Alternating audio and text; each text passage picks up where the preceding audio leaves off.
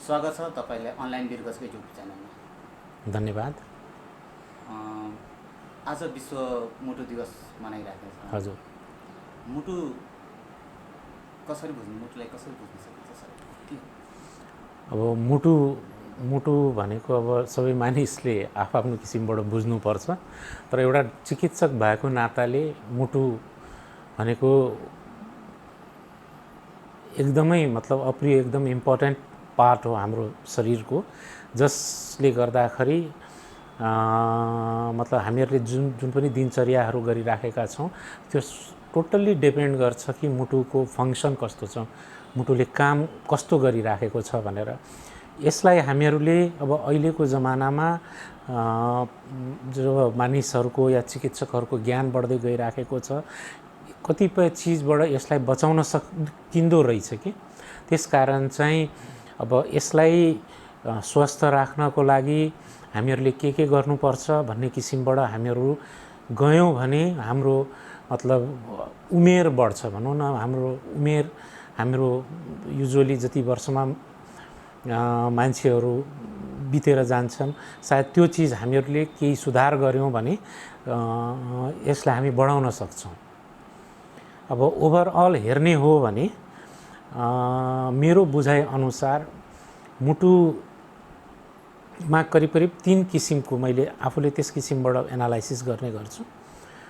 मुटु रोगीहरू भनेको एउटा चाहिँ कन्जेनाइटल भन्दाखेरि जन्मजात हुने रोग, जुन बच्चा अवस्थामा हुन्छ कि जन्मनासाथ भइराखेको हुन्छ, त्यो कन्जेनाइटल हामी भन्छौँ। र अब अर्को भनेको अक्वायर्ड, भन्नुको मतलब मान्छे बच्चा नर्मल हेल्दी बच्चा जन्मिराखेको हुन्छ र उसले आफ्नो यो जीवनमा विभिन्न खाले मतलब मुटुको रोगहरू उसमा भएर जान्छ। दोस्रो यो भयो। र तेस्रो हुन्छ अरू कुनै रोगले गर्दाखेरि मुटु सफर गर्नु, कि प्राइमरी कज मुटु होइन, अरू कुनै रोगहरू हुन्छ तर पनि त्यसमा पनि मुटु त्यत्तिकै खराब भएर गइराखेको हुन्छ, जुन एक्चुअली एउटा मुटु रोगीलाई हुने गर्दछ। मुटुको मुख्य काम गर्ने के रहेछ? मुटुले के काम गर्छ? अब मुटुले भन्दाखेरि मतलब हामीले कुनै पनि काम गर्छौँ नि, हाम्रो शरीरमा चाहिँ इनर्जी चाहिन्छ भन्नुहोस् न, शक्ति चाहिन्छ। बिना शक्तिको मान्छे हिँड्न पनि सक्दैन, जसरी हामीहरू बुझ्छौँ नि।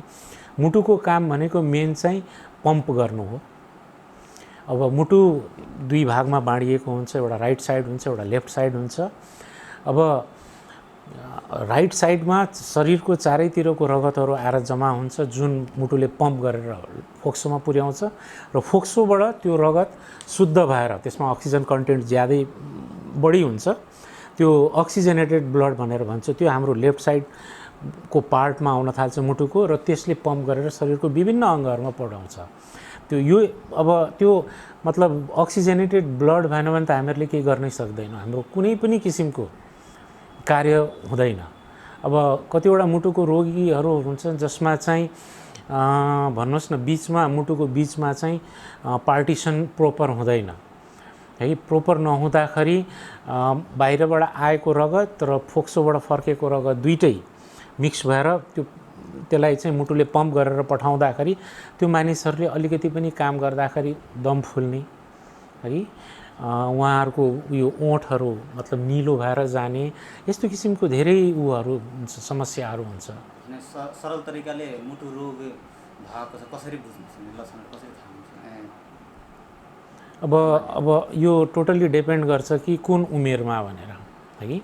यदि सानो उमेरमै मतलब सानो एकदम बाल्यावस्थामा भनौँ, या 1-2 महिना 4 महिना 6 महिना सानो बच्चाहरू होस्, या 1-2 वर्षको 5 वर्षको बच्चाहरू होस्, त्यस अवस्थामा यदि केही पनि गर्दाखेरि बच्चालाई दम फुल्छ भने, सास फेर्न गाह्रो हुन्छ भने, बच्चा रोयो करायो भने, यदि निलो भएर जान्छ भने, है, हामीहरूले बुझ्नुपर्छ कि सायद उसलाई मुटुको केही समस्या छ कि भनेर। एक यदि हामी त्योभन्दा ठुलोमा उमेरमा गयौँ भने, भन्नुहोस् न 5 वर्षभन्दा माथिको उमेरमा कम्नेस्ट यो अक्वायर्ड मतलब हार्ट डिजिज भनेर हामीहरू जुन भन्छौँ, यदि त्यसको बारेमा हामीहरूले सोच्ने हो भने अहिले मतलब एकदम कमन भनेको बाथ ज्वर भन्छौँ हामी, र्युमेटिक फिभर। र्युमेटिक फिभरले गर्दाखेरि कुनै न कुनै भल्भ खराब भइराखेको हुन्छ र यसमा टोटल्ली डिपेन्ड गर्छ कि कस किसिमको लेजन छ त्यहाँनिर, कस किसिमको खराबी मुटुमा आएको छ भन्दाखेरि त्यस्तो बिरामीहरूले लाई चाहिँ सायद हुनसक्ला पाल्पिटेसन भनेको मुटुको धड्कन एकदमसँग बढेर जानु, केही पनि गर्दाखेरि धड्कन बढ्ने हुनसक्ला, या होइन भने दम फुल्न सक्ला। यदि अझ माथिल्लो उमेरहरूमा जाने हो, हामीहरू भन्नुहोस् 40-45, यदि उहाँहरूलाई चाहिँ सानो पनि काम गर्दाखेरि सास फेर्न गाह्रो हुन्छ भने, आफूलाईमा अत्यधिक थकावट महसुस उहाँहरूले गर्नुहुन्छ भने, वा उहाँहरूलाई छातीमा भारी हुन्छ भने, हगि यही चिजहरू हुन्छ हगि। अब त्यो जम्मै टोटल्ली चाहिँ कस्तो हुन्छ भने मान्छेको उमेर कति छ र के हुनसक्छ भनेर। त्यो कुन उमेरमा बढी मुटु रोगीहरू देखा पर्छ? होइन, मैले अघि जसरी भने नि, अब कन्जेनाइटल जन्मजात मतलब जन्मँदैखेरि हुने रोग त्यो सानै उमेरमा देखा पर्छ। त्यसमा पनि कतिपय यस्ता रोगहरू छन् जुन एकदम लेट 30 वर्षको उमेरमा, एउटा एट्रियल सेप्टल डिफेक्ट भन्ने हुन्छ, त्यो एउटा सानो प्वाल हाम्रो दुईटा मुटुको माथिल्लो उसमा रहन्छ, त्यो एट्रियम भन्ने, त्यसमा त्यो प्वाल रहिरह्यो भने त्यो अर्ली सानो उमेरमा कुनै सिम्पटम नै हुँदैन। भन्दाखेरि 30 वर्ष 32 वर्ष भइसकेपछि स्याहाँ भयो, दम फुल्यो भन्ने किसिमको रूप लिएर आउँछ है। यो चाहिँ मतलब कन्जेनाइटलको कुरा गरेँ।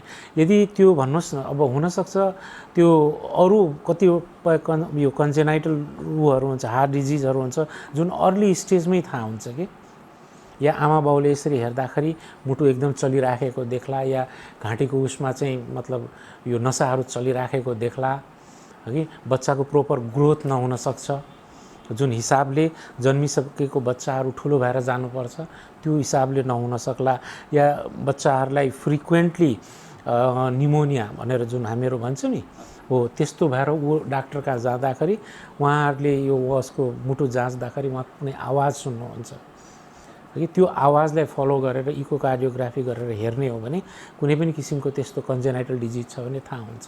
पटक पटक तपाईँले यो भनिराख्नुहुन्छ नि कन्जेनाइटल डिजिज भन्ने। कन्जेनाइटल डिजिज भन्नाले अहिले नेपाली भाषामा सरल भाषा कन्जेनाइटल भनेको जन्मजात भन्नुहोस् न, मतलब जन्मँदैखेरि कि अब भन्नुहोस् न अत्यधिक मतलब जुन बेलामा बच्चा पेटमा आयो त्यस बेलामा महिलाले के भन्छ रक्सीहरू सेवन गर्ने पर्यो भने त्यो हुन सक्ला एक।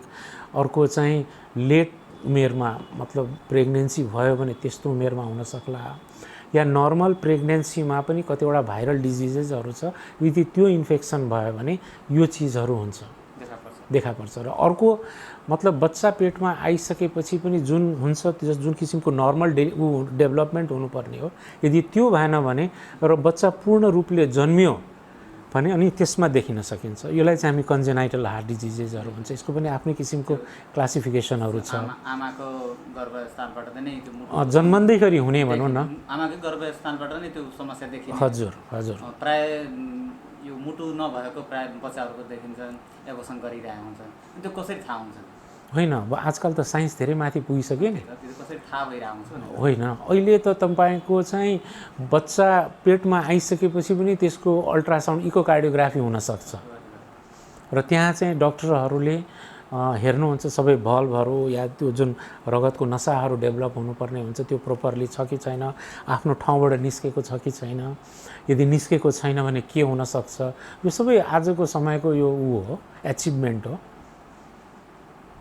यो मुटु रोग भनेपछि प्राय सहरी क्षेत्रमा बढी देखिने चाहिँ, ग्रामीण क्षेत्रमा अलिक कम थोरै देखिन्छ। कारण होइन, यो अक्वायर्ड भनेर जुन चाहिँ अब हामीहरूले हार्ट एट्याकहरूको कुरा गर्छु या ब्लड प्रेसरहरूको कुरा गर्छु, र जुन लाइफ छ भन्नुहोस् न सहरमा, मतलब तपाईँसँग पैसा छ भने तपाईँलाई कहीँ पनि जानको लागि खास मतलब तपाईँसँग गाडी होला, मोटरसाइकल होला, जे होला, तर गाउँ भेगमा त यो सबै चिज छैन। पहिलेको मानिसहरू हेर्नुहुन्छ भने वीरगन्जबाट काठमाडौँ पनि हिँडेर जान्थे, तर अहिले त त्यो कल्पना गर्न पनि सकिँदैन। भन्नुको मतलब एक्सर्साइज र चाहिँ हेल्दी फुड हैन। दुईटा चिज चाहिँ अपरिहार्य छ तपाईँको हार्टलाई सेभ गर्नको लागि। सहरमा भनेपछि दुईटै छैन, यो दुइटै नभएको त भन्दिनँ कि यत्रो हाम्रो यहाँ चाहिँ अहिले ऊहरू खुलिरहेछ एक्सर्साइज मतलब फिजिकल फिटनेसको लागि सेन्टरहरू खोलिराखेको छ। त्यो मोरलेस त्यो उपाय पनि मतलब यो सहरमा गर्नुपर्ने चिज पनि त्यही हो। तर तपाईँ गाउँमा जानुहुन्छ भने मान्छेले बिघौँ बिघा हातले खनिराखेको हुन्छ कोदालोले हैन, उहाँहरूले अब खाना खाइराख्नु भइराखेको हुन्छ, त्यो पचिराखेको हुन्छ। तर यहाँ हाम्रो लाइफ अलिकति सहरमा चाहिँ अलिकति इजी हुन्छ। त्यसकारण पनि होला अर्ली स्टेजमा अब आजकल मुटुको रोगहरू देखिन थालेको। भन्नुहोस् न, सानै उमेर कमै उमेरमा ब्लड प्रेसरहरू भइराखेको हुन्छ, कति यङलाई हार्ट एट्याक पनि भएको छ। मैले आफ्नो जिन्दगीमै पनि देखेको छु एकदम यङ मान्छेलाई। भन्नुको मतलब यो सब टोटल्ली डिपेन्ड गर्छ कि तपाईँको लाइफस्टाइल कस्तो छ। अब मुटु रोगीहरूको लागि हामीहरूले ओभरअल भन्ने हो भने रिस्क फ्याक्टरहरू भन्दाखेरि एउटा दुई भागमा बाँड्छौँ कि मोडिफाएबल, नन मोडिफाएबल। अब मोडिफाएबल भन्नुको मतलब के हो भने त्यो रिस्क फ्याक्टरहरू जसले हामीहरूले प्रोपरली एड्रेस गर्ने हो भने हामीले राम्रो गर्न सक्छौँ। जस्तो चुरोट खाने मान्छेले चुरोट छोड्नु पर्यो, प्रोपर एक्सर्साइजहरू हुनु पर्यो हैन, दैनिक रूपबाट। त्यसपछि हेल्दी फुडहरू खानु पर्यो। यो सबै हामीहरूले गर्न सक्छौँ कि। र त्यसमा पनि अब भन्नुहोस् न, चिल्लोहरू, यो डाल्डाहरू, यो यस्तो जङ्क फुडहरू नखाने हुनु पर्यो।